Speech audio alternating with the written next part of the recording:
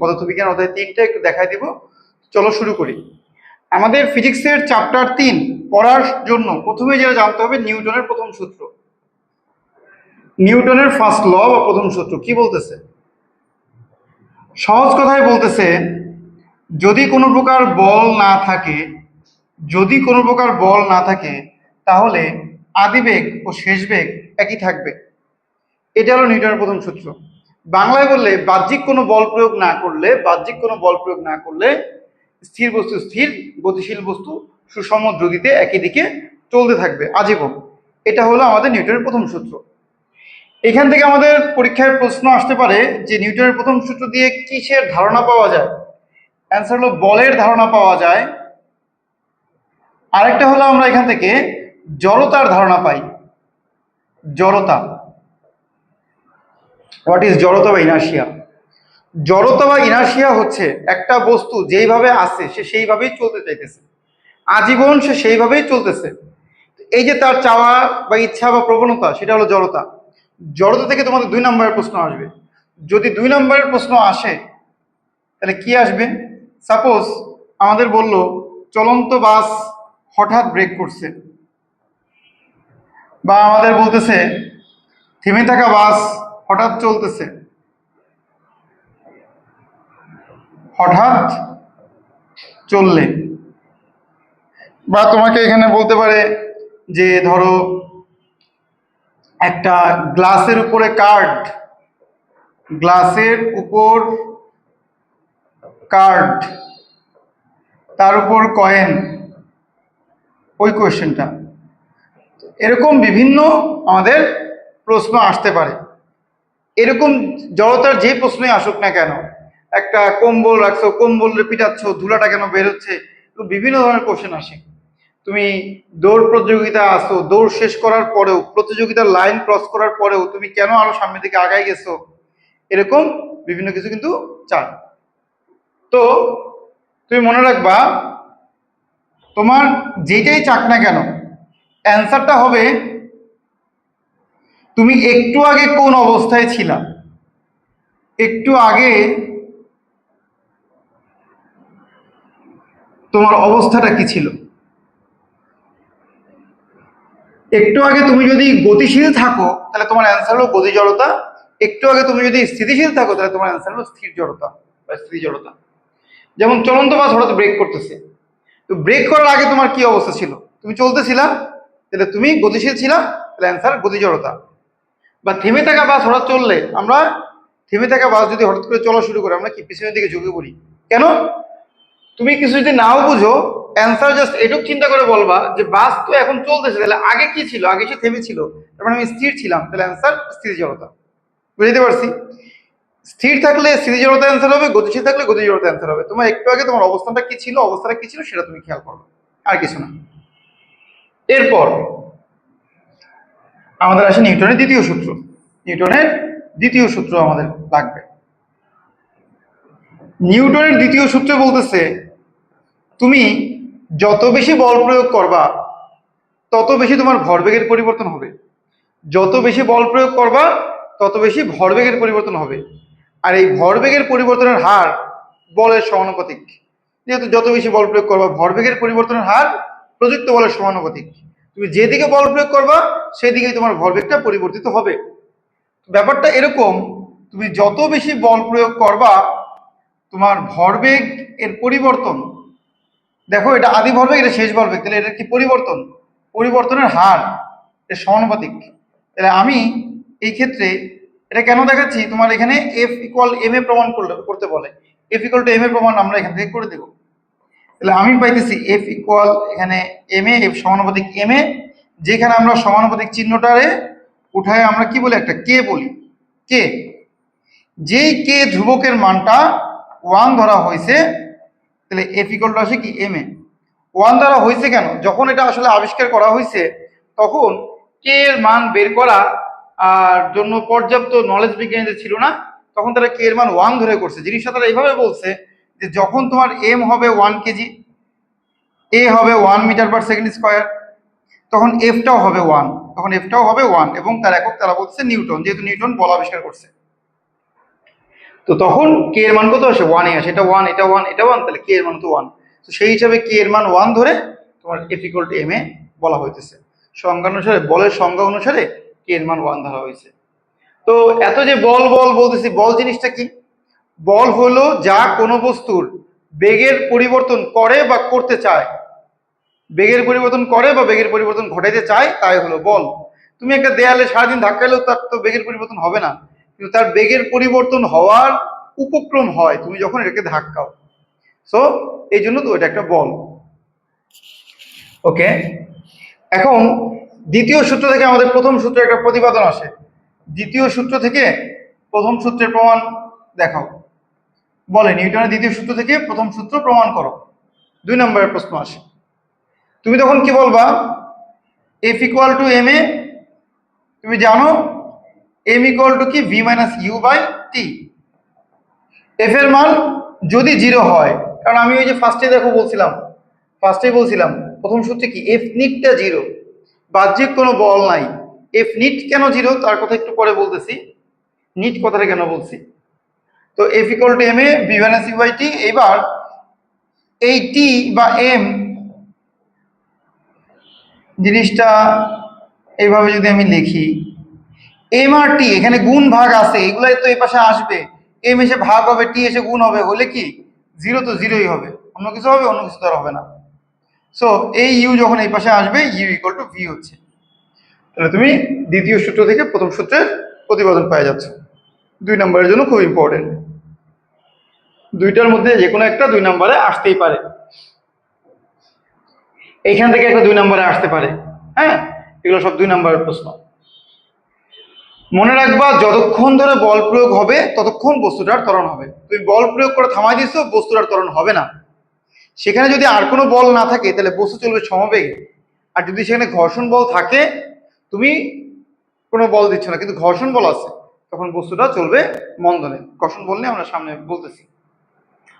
আচ্ছা, তাহলে এইখান থেকে আমাদের অনেক সময় প্রশ্ন আসে, গ্রাফের প্রশ্ন আসে, বল নির্ণয়ের প্রশ্ন আসে। হ্যাঁ, তোমার মূলত a ভার্সেস t এর গ্রাফ তুমি যদি পারো, তাহলে তুমি f ভার্সেস t এর গ্রাফটা পারবা। a ভার্সেস t এর গ্রাফ পারলে f ভার্সেস t এর গ্রাফ পারা যাবে।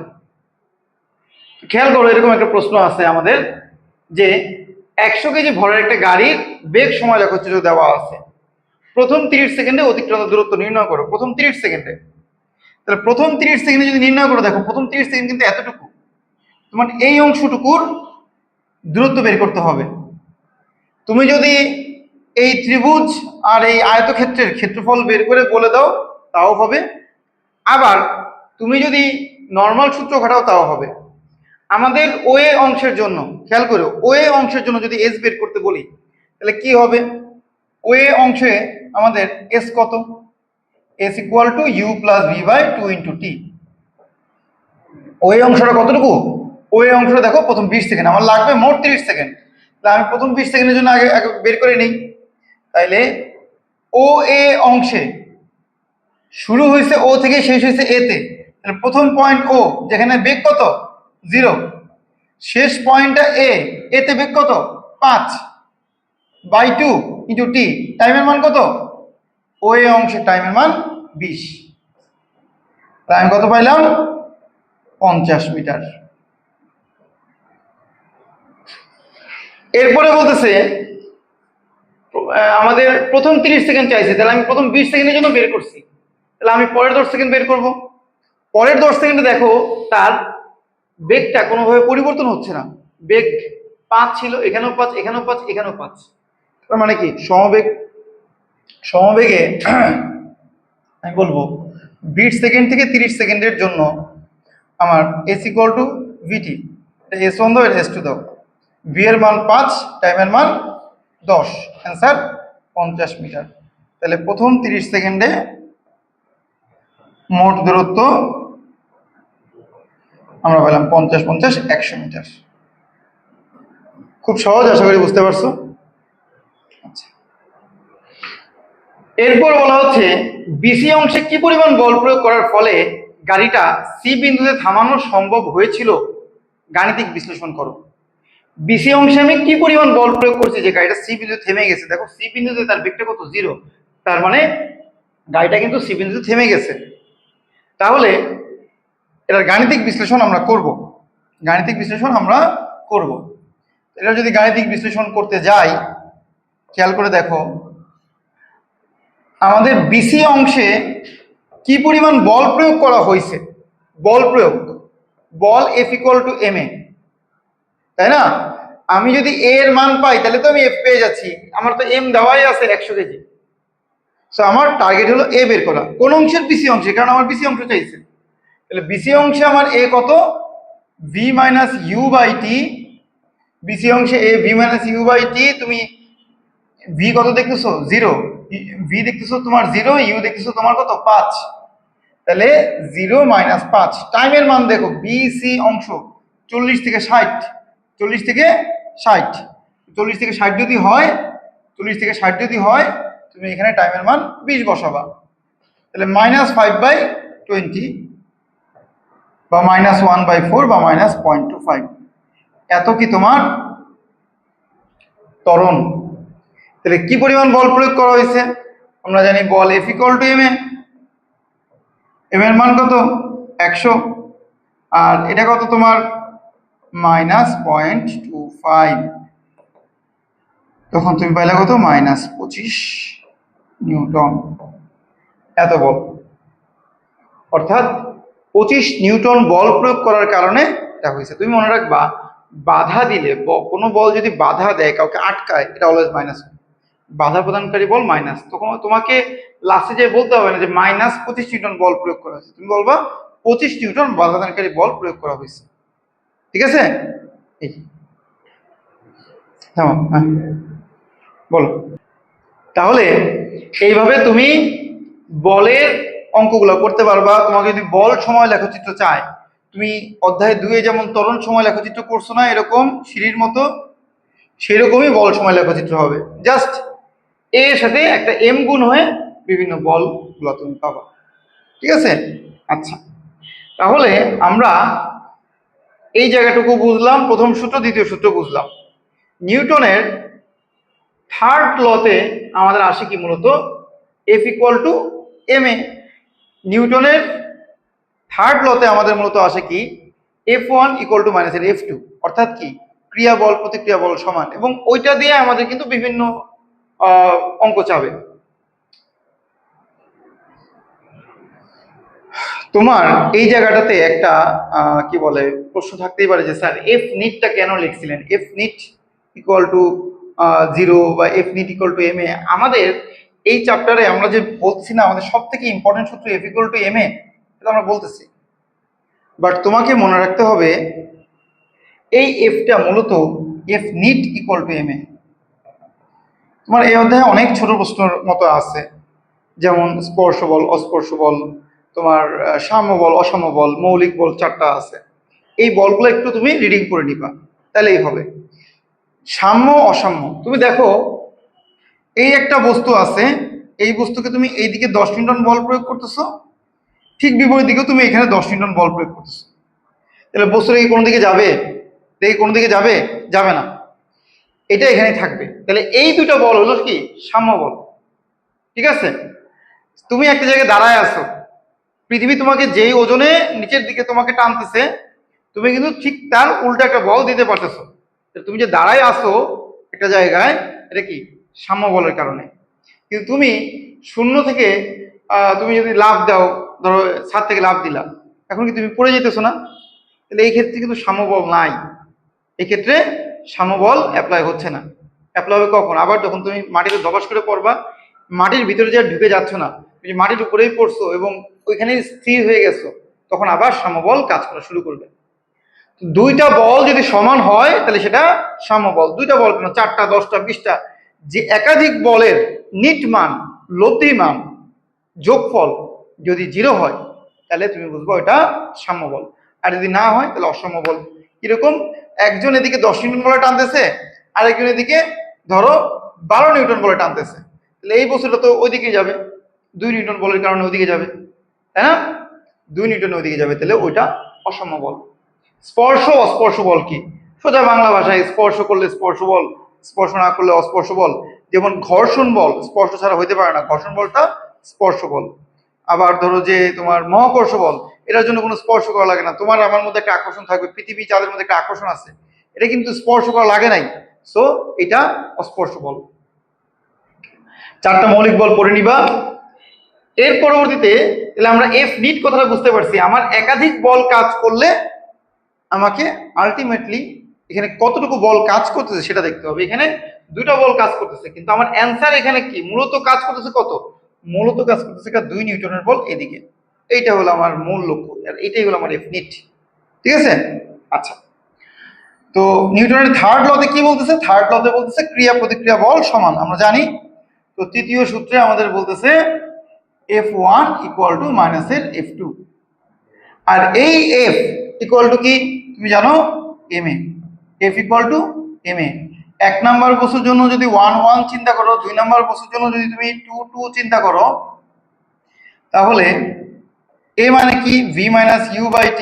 1 নাম্বার বস্তুর জন্য 1 1 দাও, a মানে কি v minus u by t। t তুমি যখন দুইটা বস্তুর মধ্যে যখন সংঘর্ষ হবে, ক্রিয়া বল প্রতিক্রিয়া বল কাজ করবে, তখন দুইজনের জন্য টাইম সেম। তুমি একজনের থাপ্পড় মারছো, এখন এমন না জিনিসটা তুমি থাপ্পড় মারছো 2 সেকেন্ড ধরে, সে তার গালে 2 সেকেন্ড ধরে তোমার হাতটা স্পর্শ অনুভব করবে, আবার তুমিও তোমার হাতে 2 সেকেন্ড ধরে তার গালটা স্পর্শ করবে, তাই না? একজন কম একজন বেশি এমন তো আর হবে না। ক্রিয়া বা প্রতিক্রিয়ার যে কাল বা সময়, এটা তো সেমই হয় সবার জন্য। তো m1 v1 minus m1 u1 m2 v2 plus m2 u2 tt বাদ। হ্যাঁ, তাহলে আমার v2 গুলো যদি একপাশে, v গুলো যদি একপাশে নিয়ে আসি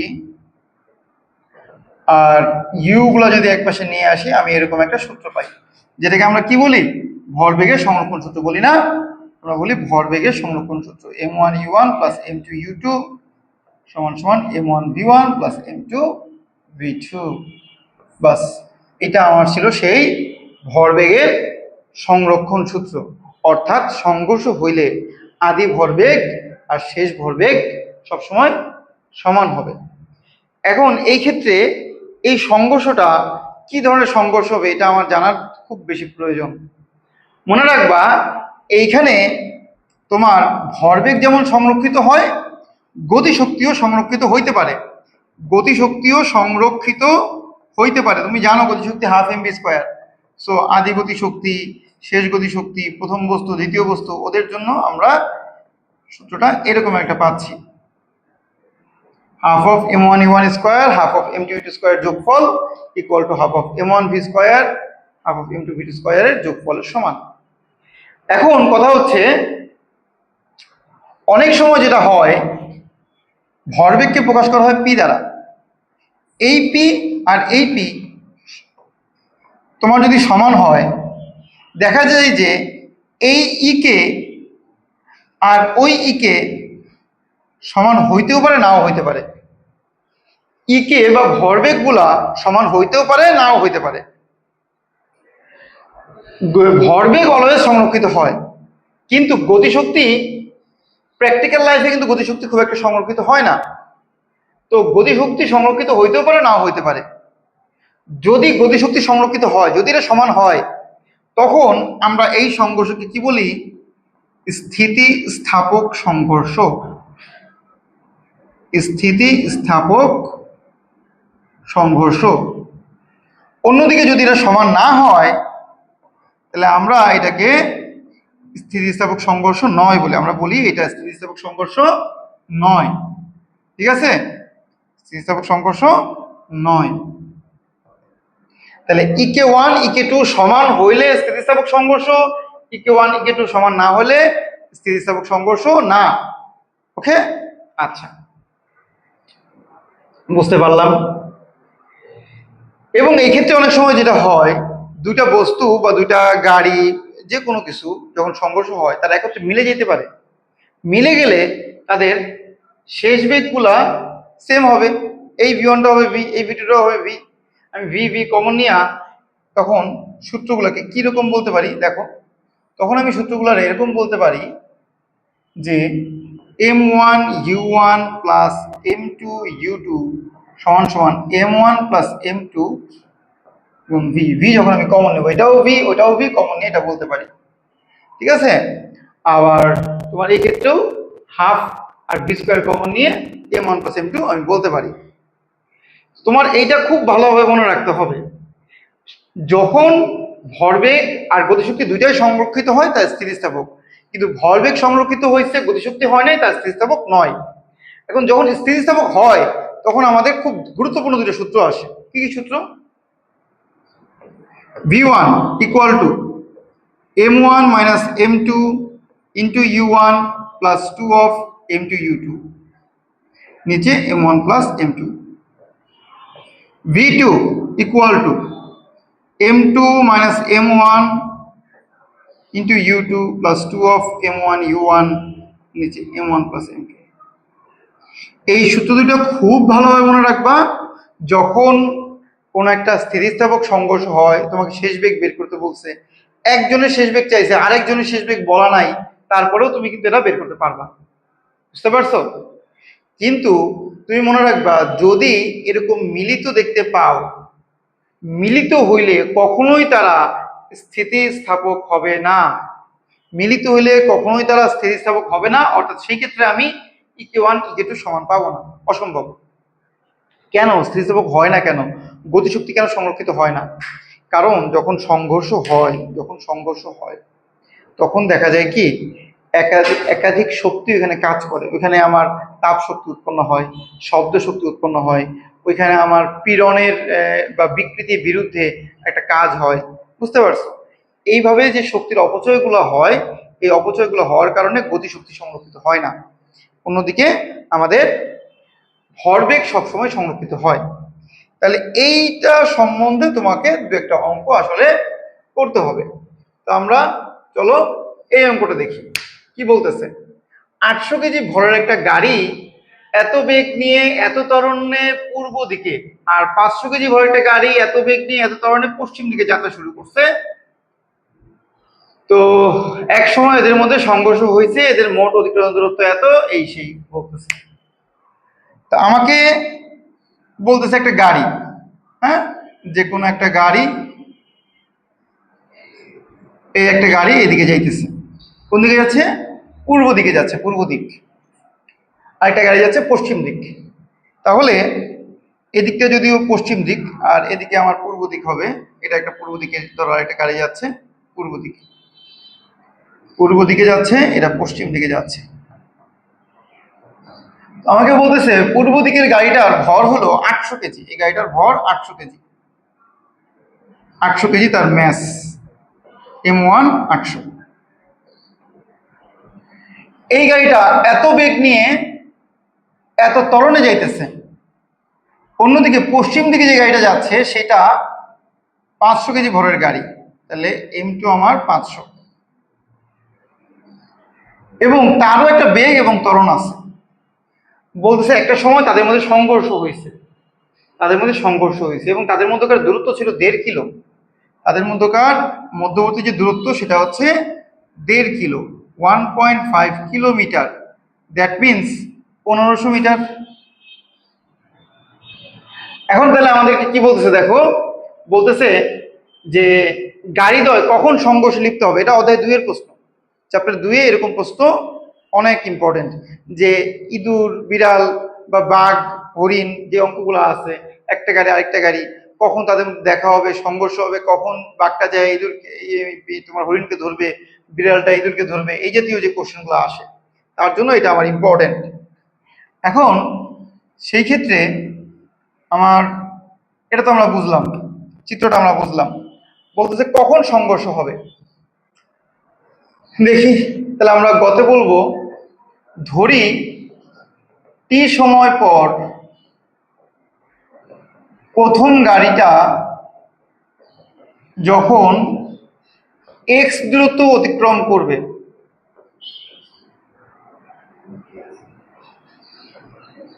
তখন সংঘর্ষ হবে। প্রথম গাড়ি এইটা ধরতেছি, যে প্রথম গাড়ি যখন এতটুকু দূরত্ব গেছে, এটা এক্স, এতটুকু দূরত্ব গেছে, এতটুকু এক্স, পুরোটা 1500, এতটুকু এক্স, তাহলে বাকিটুকু কত? 1500 মাইনাস এক্স না? ধরো পুরোটা 1500, এতটুকু 1000, তাহলে বাকিটুকু কত? 500 না? 1500 থেকে 1000 বিয়োগ 500। ঠিক তেমনি পুরোটা 1500, এতটুকু এক্স, তাহলে বাকিটা 1500 মাইনাস এক্স। অর্থাৎ আমার প্রথম গাড়ি যাবে এক্স দূরত্ব, আর দ্বিতীয় গাড়ি যাবে কত? 1500 মাইনাস এক্স দূরত্ব। তাহলে আমি বুঝতেছি এস ওয়ানটা হলো এক্স আর এস টুটা হলো 1500 মাইনাস এক্স। এখন দেখো প্রথম গাড়ির জন্য কি দেওয়া আছে। প্রথম গাড়ির জন্য কি দেওয়া আছে? তার একটা ত্বরণ দেওয়া আছে আর তার একটা আদিবেগ দেওয়া আছে। তাহলে আদিবেগ ত্বরণ দেওয়া আছে, আমি সময় বের করব, আর এস আমার আছে। তাহলে এই ক্ষেত্রে আমার শেষ বেগ নাই, তাহলে সূত্র হলো s equal to u t plus half a t square. তাহলে আমি বলবো s equal u t plus half a t square. S one এর মানটা কত? এক্স। ইউ এর মান কত দেওয়া আছে দেখো? 5t plus half. এর মান দেখো 0.4 দেওয়া আছে, 0.4 টি স্কোয়ার। তাহলে আমি পাইতেছি x equal to 5t plus 0.2 T square. ঠিক আছে, এইটার তুমি 1 নং ইকুয়েশন দিয়ে নাও। একইভাবে তুমি দ্বিতীয় গাড়ির জন্য করো। এস টু ইকুয়াল টু কি? ইউটি প্লাস হাফ অফ এটি স্কোয়ার। এস টু মানে কত? 1500 মাইনাস এক্স। ইউটি দ্বিতীয় গাড়ির ইউ কত? 10। তুমি এখানে 1 1 বা এখানে 2 2 ইউজ করতে পারো, আর যদি ভেজাল মনে হয় তুমি আপাতত নাও পারো, তোমাকে নাম্বার দিবে, এই ক্ষেত্রে নাম্বার কাটবে না। ইউ টু এর মান কত দেখো? 10। টাইমের মান তুমি জানো না, হাফ। এর মান তোমার দেওয়া আছে 0.2, টাইমের মান টি স্কোয়ার। 1500 মাইনাস এক্স, এক্স এর মান কত? 5t মাইনাস 0.2 টি স্কোয়ার। মাইনাসের কারণে চিহ্নগুলো পাল্টে গেল। 10t প্লাস 0.1 টি স্কোয়ার। তাহলে তুমি সব এক পাশে আনো, সব এক পাশে আনে তুমি কি করবা? মিডল টার্ম করবা। মিডল টার্ম না গেলে যে আমাদের যে দ্বিঘাত সমীকরণের সূত্রটা আছে সেটা আমরা ইউজ করব। সব এক পাশে আনতেছি, মাইনাসের 0.2 টি স্কোয়ার, আর এইটা আসলে মাইনাসের 0.1 টি স্কোয়ার। আছে মাইনাসের 5t, এই 10t পাশে গেলে মাইনাসের 10t। আছে প্লাসের 1500 ইকুয়াল টু কত হবে? তাহলে 0। তাহলে তুমি পাচ্ছ মাইনাসের 0.3 টি স্কোয়ার মাইনাসের 15t প্লাস 1500 ইকুয়াল টু কত? 0। তুমি মাইনাস স্কোয়ারের সামনে মাইনাসটা তুমি উঠাই ফেলো, যেহেতু 0.3 আছে 0.3ও তুমি উঠাই ফেলো, সবগুলোকে -0.3 দ্বারা ভাগ দাও। -0.3 দ্বারা ভাগ দিলে এটা হবে কত? টি স্কোয়ার। এইবার 15কে যখন তুমি 0.3 দ্বারা ভাগ দিবা তখন তুমি পাচ্ছ কত? 50। একইভাবে 1500কে তুমি যখন তুমি 0.3 দ্বারা ভাগ দিচ্ছ তখন তুমি পাচ্ছ কত? আগের বার পাইছিলা 50, এবার দুইটা শূন্য, তাহলে আরো দুইটা শূন্য তুমি পাইতেছো, ইকুয়াল টু কত? 0। এই প্লাসটা হয়ে যাবে মাইনাস, কারণ তুমি মাইনাস দ্বারা সবগুলোকে ভাগ করছো, মাইনাস দ্বারা সবগুলোকে ভাগ দিছো। তাইলে তুমি এই ক্ষেত্রে পাইতেছো কি? তুমি এই ক্ষেত্রে পাইতেছো হচ্ছে minus b plus minus root over b square minus 4 a c by 2a। এইটা হলো তোমার এ, এইটা হলো তোমার বি, আর এই পুরাটা হলো তোমার সি। সূত্র বসায় করবা, যদি এটা মিডল টার্ম করতে পারো আরো ভালো কথা, করবা। আর যারা ক্যালকুলেটর ইকুয়েশন পারো অবশ্যই ক্যালকুলেটর ইকুয়েশন খাটাবা। সেটা কি দিবা? তুমি মোডে টিপ দিবা, মোডে টিপ দিয়ে এই জাতীয় ক্যালকুলেটর যাদের আছে মোডে টিপ দিবা, মোডে টিপ দিয়ে 5-এ দিবা, 5-এ যেয়ে 3-এ যাবা, 3-এ গেলে তোমাকে a x square plus b x plus সিতে এ বি সি এর মান বসাইতে বলবে। তুমি এ এর মান বসাইলা 1, তুমি বি এর মান বসাইলা 50, তুমি সি এর মান বসাইলা -5000। বসানোর পরে তুমি দুইবার সমান সমান টিপ দাও, একটা বাবা প্লাসের 50, একটা বাবা মাইনাসের 100, মানে এটা মিডল টার্ম করা যেত। যাই হোক, একটা মাইনাসের 100 পাচ্ছি, মাইনাস সময় তো আর হইতে পারে না নর্মাল অবস্থায়, সো আমি পাচ্ছি কি? প্লাসের 50 সেকেন্ড, অর্থাৎ 50 সেকেন্ড পর এরা মিলিত হবে বা সংঘর্ষ হবে। 50 সেকেন্ড পর এরা কি হচ্ছে? সংঘর্ষে লিপ্ত হইল।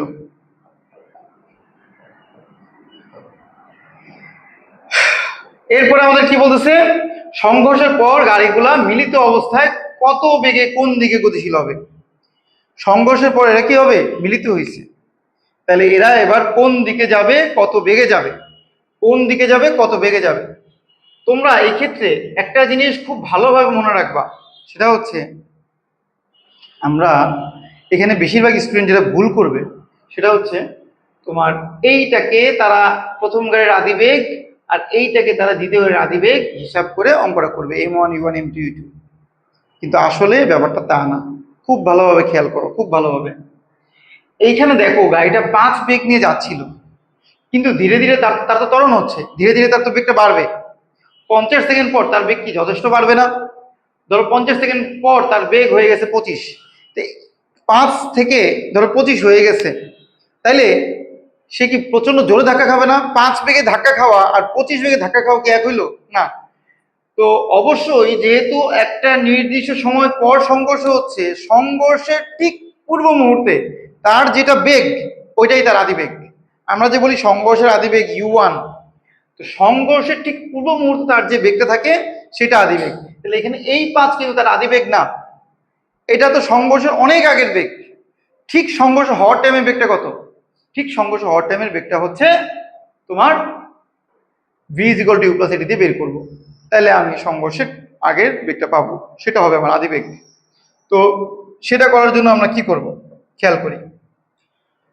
তার জন্য আমাদের এখন কি করতে হবে, আমরা যেহেতু পাইছি যে 50 সেকেন্ড পর সংঘর্ষ হবে, আমরা পাইছি কি 50 সেকেন্ড পর সংঘর্ষ হবে। তো 50 সেকেন্ড পর যদি সংঘর্ষ হয়, তাহলে এই 50 সেকেন্ড পরের সংঘর্ষের আমরা বেগটা বের করব। আমরা বলবো 50 সেকেন্ড পর প্রথম গাড়ির বেগ, যেটা কিনা তোমার পূর্ব দিকে যাচ্ছিল, প্রথম গাড়ির বেগ v = u + at, তাহলে তুমি u এর মান বসাও 5, a এর মান বসাও 0.4, টাইমের মান বসাও 50, আসবে কত? 25। তাহলে তুমি পাইলা u1 টা হলো 25 মিটার/সেকেন্ড। আবার 50 সেকেন্ড পর দ্বিতীয় যে গাড়িটা ছিল সেই দ্বিতীয় গাড়ির বেগটা কত?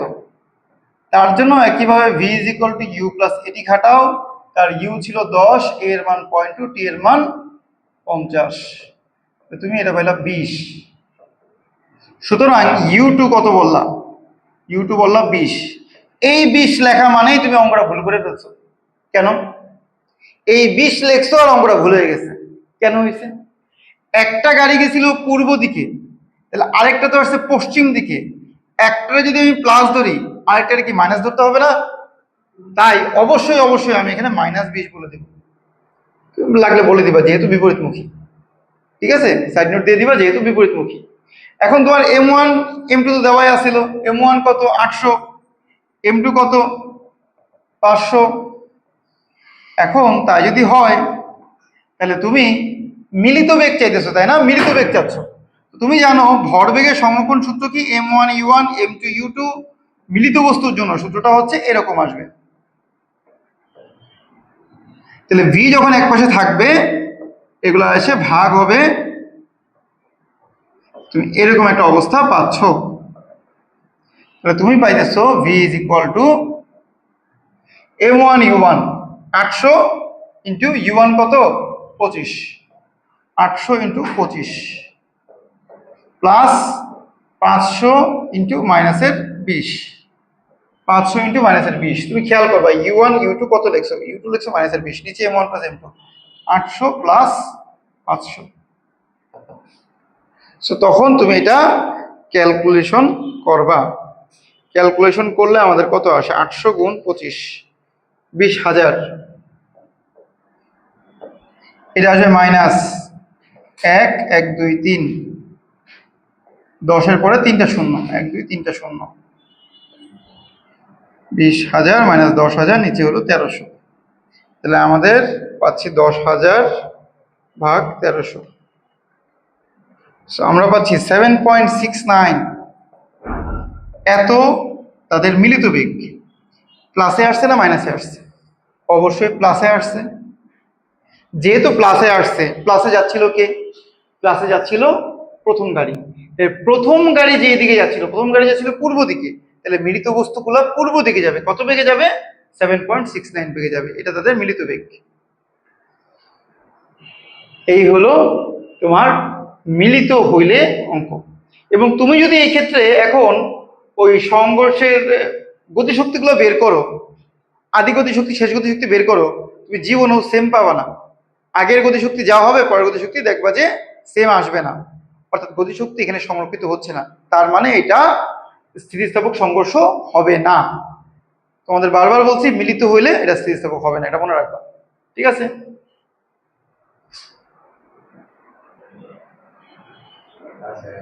করছো? তাহলে এখন আমরা ঘর্ষণটা একটু খেয়াল করব। ঘর্ষণের অঙ্কগুলো একটু বুঝি। ঘর্ষণ অঙ্কটা বুঝলে মোটামুটি আমাদের এই চ্যাপ্টারের অনেকখানি কভার হয়ে যাবে। ঘর্ষণের হিসাবটা হচ্ছে, যখন একটা বস্তু একটা তলের উপর দিয়ে চলার চেষ্টা করে, তখন ওই বস্তুটা একটা বাধা পায়। একটা বস্তু যখন একটা তলের উপর দিয়ে চলার চেষ্টা করে, তখন সে বাধা পায়। কেন বাধা পায়? কারণ এই বস্তুর তলের মধ্যে অনেক খাঁজকাটা খাঁজকাটা থাকে। আবার এই যে তোমার যে পথের উপর দিয়ে চলবে, ওই পথের যে তল, তার উপরেও কিন্তু অনেক খাঁজকাটা খাঁজকাটা থাকে।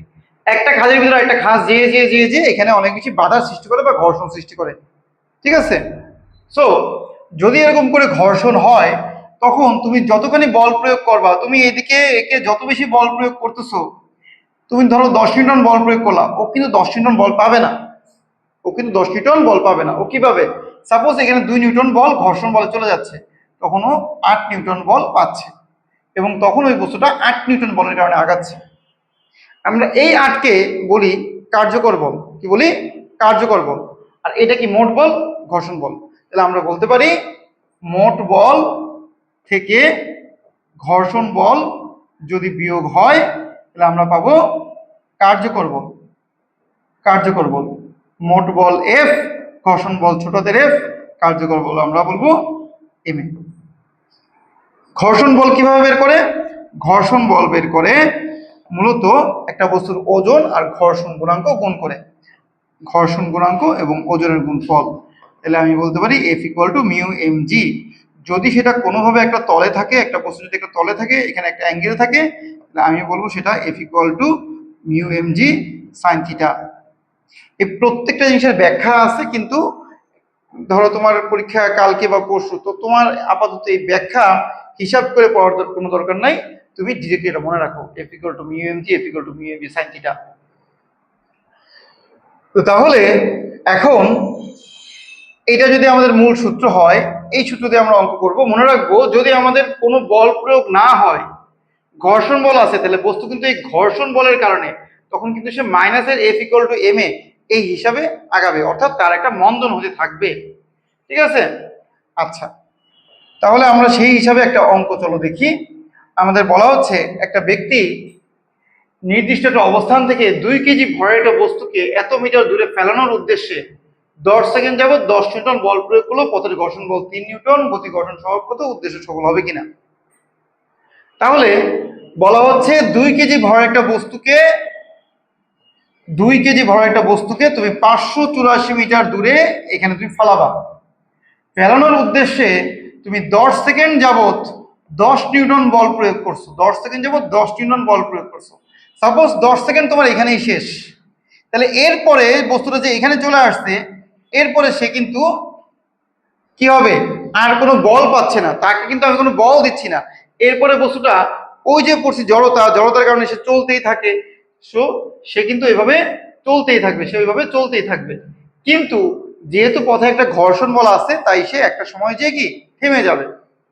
আচ্ছা, তো আমাদের গতি ঘর্ষণ সহগ বলছে, তো আমরা একটু আগে সূত্র দেখছি f equal to mu M g. So ঘর্ষণ সহগ মিউ ইকুয়াল টু কি হবে? F by m g. গতি মানে কাইনেটিক, তুমি এখানে কে দিতে পারো, এখানে কে দিতে পারো। তো আমাদের ঘর্ষণ বলের মানটা কত? 3, এম এর মান কত? 2, জি এর মান 9.8। এটা করলে তুমি ঘর্ষণ গুণাঙ্কটা পেয়ে যাচ্ছ, সেটা পাচ্ছ হচ্ছে 0.153। 0.153 একক কি? একক নাই, এটার কোনো একক নাই। কেন একক নাই? তুমি দেখো, এফ বল, ওজন বল, নিউটন নিউটন, বলের একক কাটা, তোমার কোনো একক থাকতেছে না। এবার বলতেছে ওই উদ্দেশ্য সফল হবে কিনা, খুব ইম্পর্টেন্ট, খেয়াল করো ব্যক্তির উদ্দেশ্য সফল হবে কিনা। ব্যাপারটা হচ্ছে ব্যক্তির উদ্দেশ্য কি, ব্যক্তির উদ্দেশ্য হচ্ছে এটাকে 584 মিটার দূরে এই জায়গাটায় আনবে, এই জায়গাটায় তার আনাটা উদ্দেশ্য। 10 সেকেন্ড যাবত তুমি বল প্রয়োগ করছো, 10 সেকেন্ড যাবত বল প্রয়োগ করছো, কিন্তু তুমি যে 10 নিউটন বল প্রয়োগ করছো পুরোটাই কি বস্তুতে কাজে লাগছে? না। কতটুকু কাজে লাগছে? 7 নিউটন। কেন? কারণ ঘর্ষণ বল ছিল 3 নিউটন। তাহলে তুমি প্রথমে বলবা, আমরা জানি F minus f equal to m a, 10 minus 3 equal to m এর মান হচ্ছে এখানে তোমার 2, এর মান তুমি বের করবা 7/2 এর মান, তাহলে এর মান পেলা 3.5। তো তাহলে এই 3.5 মিটার পার সেকেন্ড স্কোয়ারে এই বস্তুটা যখন এইখানে আসে তখন তার শেষ বেগ কত হয় বের করে নাও। v ইকুয়াল ইউ প্লাস এটি, ইউ এর মান 0, এ এর মান 3.5, টাইমের মান 10, অ্যান্সার 35 মিটার পার সেকেন্ড। তো সেই ক্ষেত্রে তার মোট অতিক্রান্ত সরণটা কত হয়? যেহেতু আমার সরণ নিয়ে কাজ, কতটুকু যাবে সেটা নিয়ে কাজ। এস ইকুয়াল টু কি? U plus v by 2 into t. কেউ যদি এখানে s equal to u t half এর স্কোয়ার ইউজ করো অবশ্যই হবে, কোনো সমস্যা নাই। ইউ এর মান 0, ভি এর মান 35/2, টাইমের মান 10, অ্যান্সার আসবে 175 মিটার।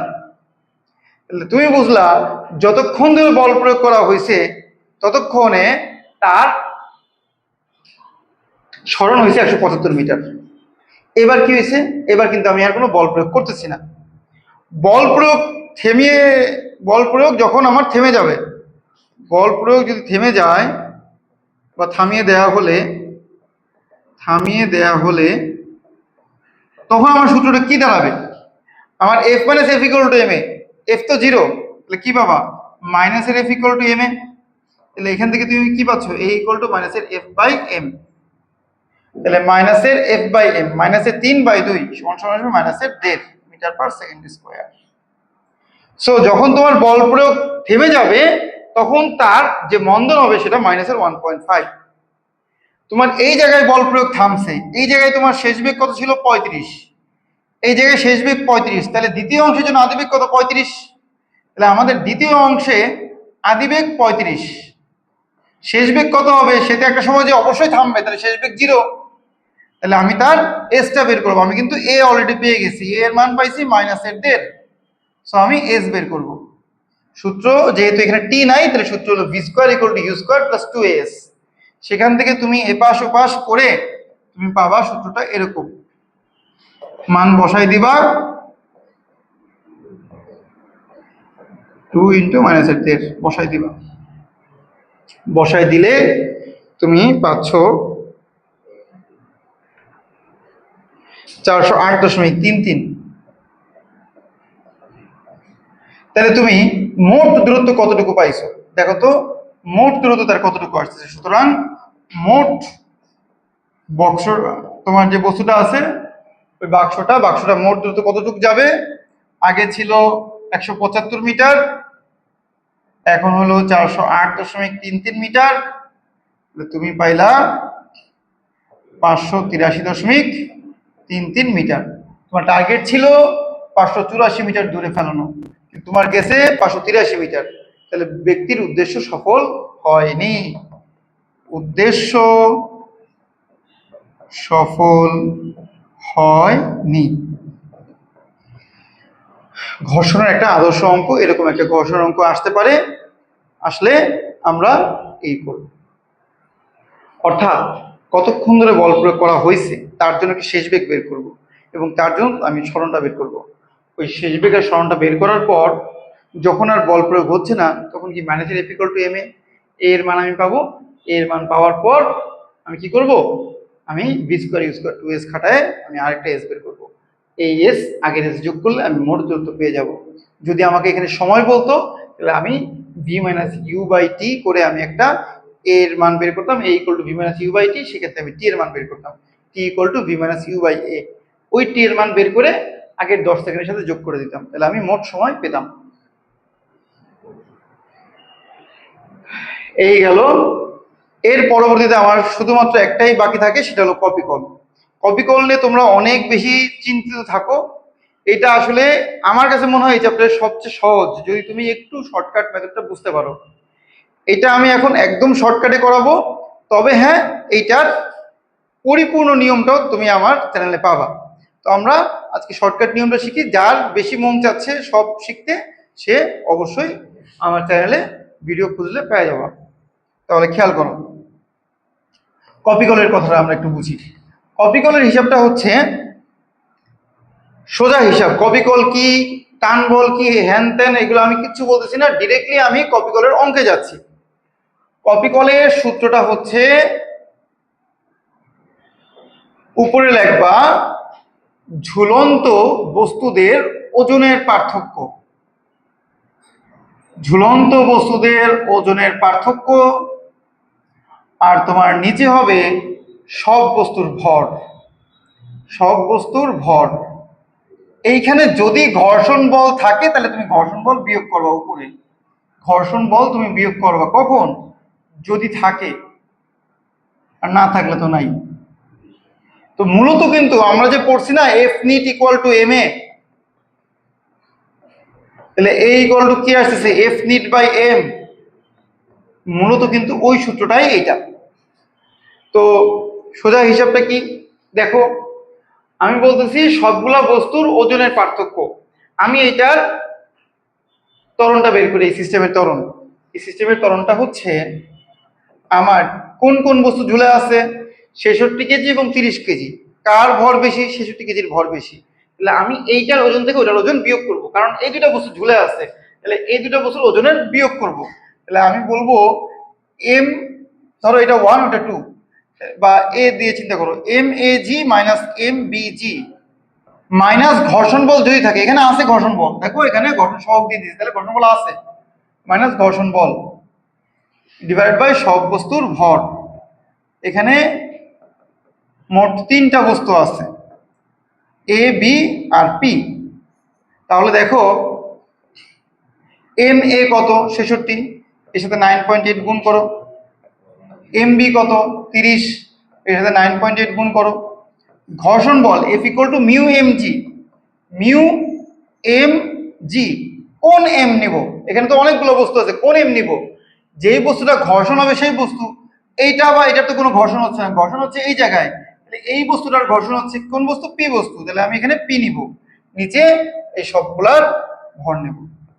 বাস, তুমি যখন এগুলো বসাবা মান পেয়ে যাবে, সব মান তোমার দেওয়া আছে, সব মান তুমি জানো, তাহলে কিন্তু তুমি কপি কল সিস্টেমের ত্বরণ পেয়ে যাবা।